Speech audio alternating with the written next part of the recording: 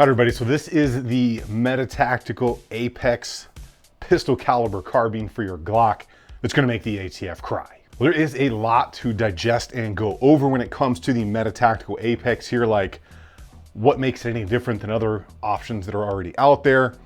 Is it any good? And why is it 100% legal? Before we get into that, the sponsor of today's video is Hidden Hybrid Holsters. They bring you that sweet suede-backed Amish leather with Kydex front, hence the name Hidden Hybrid. They've got a ton of options. They are super comfortable, and everything is made right here in the USA. If you are looking for something comfortable to carry all day, check out Hidden Hybrid Holsters. All right, so why is this any different? Why does this make things better than what you already have, and why does the ATF care? Because the ATF really doesn't like it when you make things small. So if you make something too short, they get big mad. Put the wrong piece of plastic on the end of it, they get big mad, and you gotta hide your dogs. Now, I am sure a lot of you have seen things like the Roni and other things like that, maybe from Recover Tactical or Flux, but this one is quite a bit different. Why? Because you get all of that. A full 16 inches of Glock barrel to make everything good to go. And I know what you're thinking. Everybody wants to see that Joker scene with Jack Nicholson from the original Batman where he pulls it out, but it's already been done, so I can't do that. But the Apex kit here, it's different because you get a full, simple to install Glock barrel that's 16 inches, therefore making everything good to go because it not only meets the barrel length, but the overall length as well. Basically, you get the extra dirty, hairy pistol. I know what you're thinking. Let's take a good look at what the Apex from Meta Tactical actually is. Obviously, as you can see, this is a big polymer chassis setup here. Comes with that 16-inch barrel. It is gonna have a metal top rail. It's gonna have a non-reciprocating charging handle. It has a cross bolt style safety, which most others like this lack or do not have. It's got a collapsible stock on it and plenty of room for accessories. You can have pick rails, front grips with a magazine holder, different muzzle devices. There is all kinds of stuff going on here. Now, why is this thing any good, and why would you even think about buying something like this? Well, there are a couple of really good benefits. The first being stability, because with a standard pistol, you've only got a couple points of contact. You're out there wobbling around, and some people just don't perform with pistols well because you have less control, more muzzle flip and things like that, as compared to something like the Meta Tactical Apex. So when this is all set up and together, you are going to multiply your points of contact. You have a butt stock in the rear that goes into the shoulder. You have your primary hand, you have your cheek weld right here on the side of that extendable stock, and you have your offhand up here. So this all provides a very stable platform right here. And what that's gonna do is cut down on wobble, cut down on muzzle rise, and just make it overall, as long as you are, a little bit more accurate and easy to shoot and get good hits on target. And again, since it meets the overall length and has a 16-inch barrel now, you are good to go. At least at this point, because the ATF seems to have this problem with changing their mind. But as it stands right now, overall length, 16-inch barrel, you are solid on that one. And out on the range, it did run for me 100% reliable. And I've got more than a test group one because my buddy Jonathan over at Tactical Toolbox has got a couple, and I actually went and did a video with this with administrative results as well. He's got a couple. So I know that they do run. They do not impair function, at least for those like 6 that I've been able to see run in person. And I will have that parts list down below, so if you see anything here you want to do your own research on or read about, you can check that link out. And also, if you like these videos, find them informative or insightful, go ahead and hit that subscribe button. That's going to do a couple things. 1, it'll make sure you don't miss any videos. 2, it'll signal to the algorithm to push this video to other people, which is a huge help to my channel, but it'll also help other Second Amendment channels as well. So I suggest you subscribe to not only my channel, but theirs as well, just to help push the message and cut down on that censorship. Well, I'm sure there are some of you wondering how this thing actually works. So you put your 16-inch barrel in your Glock, slide that puppy in here, you lock that in with your little lock button right here, and you basically have a bullpup style design of trigger. So you have your charging handle, which was ambi, and you can run that thing from either side. And then down here on your trigger, it's actually a long metal bar that comes back here, locks through into this part right here. And as you can see, that is what actually pulls the trigger.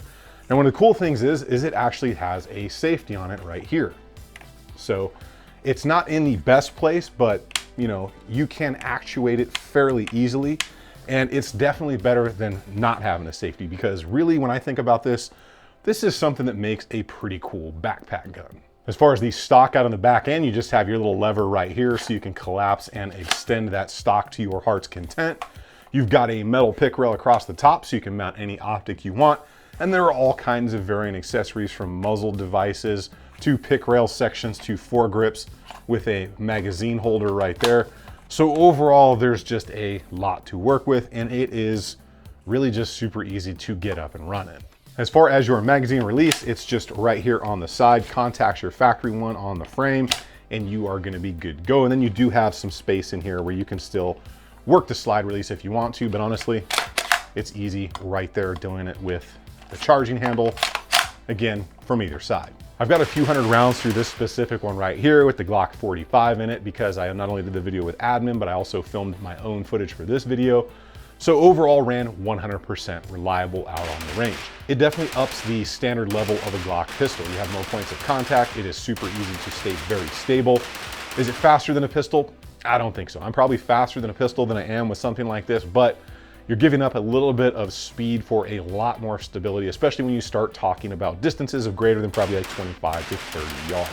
It definitely takes some getting used to as far as the controls go out on the range. You can run the thing as fast as you can run any other trigger, but it's a bullpup style design and it's not going to have the best overall feel of the trigger because you're starting with a bullpup style design and ending with a Glock trigger, which is not known for being the best, but it will get the job done and it's not terrible. There are far worse triggers out there than what you're gonna get in this. So it ran 100% reliable and it is definitely a level up as far as your points of contact and stability and stuff.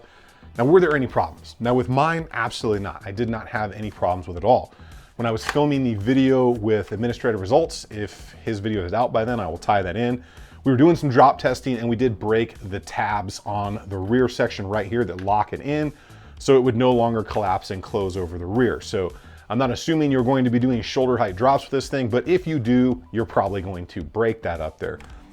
The only other issue that I know is when we were out filming Jonathan's from Tactical Toolbox's video, a couple of his screws right up here in the front, I think at least one or two of them whacked out and just kind of went pew and disappeared on the range when that round went down range.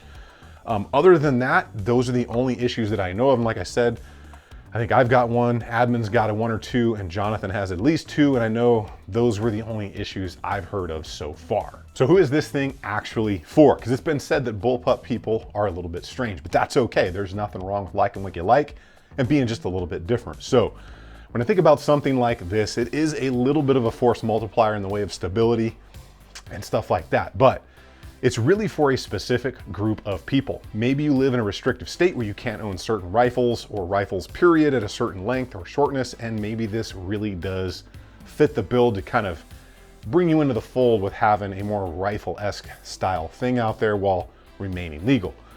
Other things, people that just want bullpups, some people that love bullpup designs. And the last group is probably the ones that like to carry something like this as a backup in a backpack or a primary in a backpack when they are cruising around, or like a truck or a trunk gun.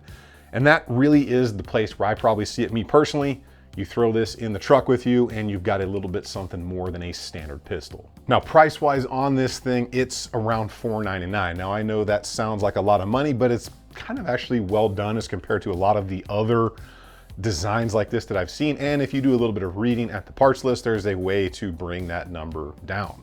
Well, is this thing for me? Is this for you? And would I spend my own money on this? Because Meta Tactical did send this Apex out to me.